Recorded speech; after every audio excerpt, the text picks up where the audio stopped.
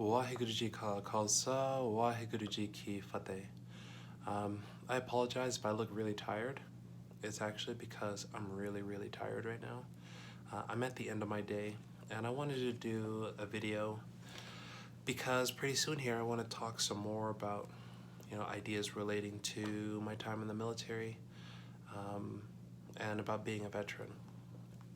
So before I do that, I thought that it would be really fitting to address why up until this point I have not wanted to talk about my time in the military. People who know me will know that it's not something that I bring up. It's like it happened in a different lifetime, and I tend to deflect or ignore every opportunity that comes my way. Not every opportunity, but many opportunities that come my way to really talk about being in the military. Even with things like wearing my medals or just putting them on display, like even at my house, that's only something that I really did as of last year, for the first time. So it's a new experience for me. I'm still figuring it out, but recently, I've had a lot more time and space, opportunity to start reflecting on what my journey has been so far. A lot more time has passed, so I feel more ready to open up and talk about it. And there's more purpose to it now for me, but we'll get into that another time. Oh yeah, so first thing that I want to say is that I can only speak for myself. Just because you hear me say this is why I don't want to talk about it, please don't assume that every veteran out there or any other veteran out there shares my exact same sentiments. If you want to know why someone else doesn't want to talk about it, then you're going to have to get to know them and find a gentle way to ask them. But this video is about me. It's not about veterans in general. Okay, so the first reason why up until this point I have not wanted to talk about my service is because it takes a lot of explaining. There is no source of information that you can get that can really give you a good idea of what it's like to be in the military. Not life in garrison, not life on deployments, not life when you're traveling around the country, around the world, doing any kind of training. And so usually when I tell people about my experience, they have more questions and more questions, or disbelief, or surprise. And I may not have the time to sit and go into all of this. I may not have the patience for that. Depending on what my mood is, depending on what's going on in my life, I may or may not be willing to talk about that. So just to avoid going down the rabbit hole, I generally just opt not to talk about it, or I have in the past. The second reason why I haven't wanted to talk about it before is because I don't need your pity. Yeah, I had a really hard time. Yeah, I saw a lot of really terrible and tragic things. Yes, my life has changed forever in ways that I often regret. And there's nothing that you can say that can walk that back or change how I feel about these things. It is what it is, and I don't want anyone's sympathy. I especially don't want any kind of insensitive remarks or anything like that to really trigger me, so that my anxiety response, starts to come out, and I get upset, or I go into a very dark, frame of mind or anything like that. So, and me not wanting to confront a lot of uncomfortable emotions or awkward conversation, I generally in the past have said, okay, I'm not going to talk about it. I'm going to sidestep a lot of things. In war movies or anything like that, there's this glorification of violence and of armed conflict. And, people ask a lot of really weird questions, about living that life of, you were combat arms, and, they ask really personal, obscure questions. And if you really sit and think about it, you'd be like, well, what's the point? Why would you ask me that? Taking a life is a very serious thing, and it's not something that, I think should really be glorified as being. it's great and it's awe-inspiring and, you know, riveting or anything like that. So yeah, I generally try to stay away from that topic of conversation because people can get weird about it.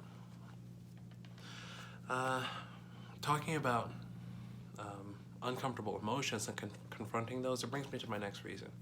So the next reason why in the past I have not wanted to talk about my military experience is because I have a lot of unresolved trauma from my time in the military.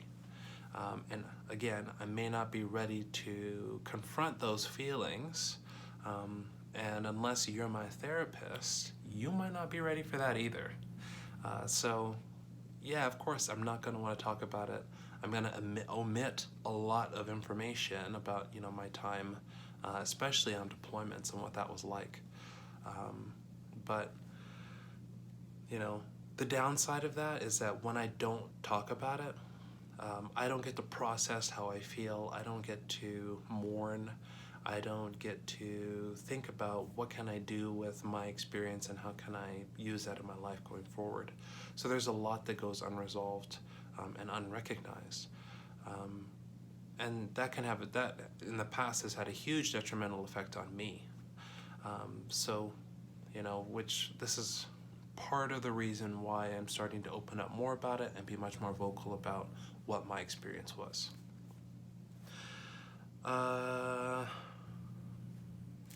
Hey, that's it. That's all my talking points. So I want to end the video by saying that mental health is incredibly important, especially for soldiers. I think the last time I checked the statistics, 20% of U.S. veterans are diagnosed with PTSD. So it's not everybody, but it's not a small number considering the size of the U.S. military. So what I want to say about that is it's really, really important to support soldiers in pursuing their own mental health and recovery from whatever kind of traumatic experience they have lived through. We need way more resources for our soldiers so that they can heal and reintegrate into society. There needs to be a place for soldiers and veterans in our society, and that feeling of aloneness and no one understands, at least in my experience, is incredibly common. And you know, in the last few years, there's been a lot more news media around this idea of rising suicide rates, you know, because the stigma of, you know, post-traumatic stress disorder and, you know, other anxiety disorders it's pretty high, right? And we're not talking about it, we're not addressing the elephant in the room. Now, with that being said, I do want to say that just because someone put on the uniform, just because someone went to Afghanistan or wherever, does not mean that they were in the thick of it, you know, putting rounds down range, fighting the enemy. Okay, not every soldier sees combat. Not every soldier fears for their life or is put in an incredibly dangerous situation. Okay, so don't assume that just because they wore that uniform or just because they deployed that, you know, they saw all this horrible tragic stuff and you have to walk on eggshells around them. Get to know them. Every single person's experience is different, okay? But just be mindful of that. Be mindful that maybe they did, you know, experience a trauma, whether that's combat related or non-combat related, and just listen, you know, just hear them out and, you know, be patient with them and don't try to, you know, push them excessively or like a creepy way to get them to try to open up to you or anything like that about, you know, memories that might still be painful for them if they have those, okay? But yeah, if you guys want to ask me questions about my time in service, then I'm much more willing now to open up and be completely honest with you guys. And, you know, there's a lot that I'm not gonna say still for people who haven't been there, but, you know, I definitely want to be real with people about what my journey has been so far and what I have to look forward to now. So thank you so much for watching. I'll see you next time.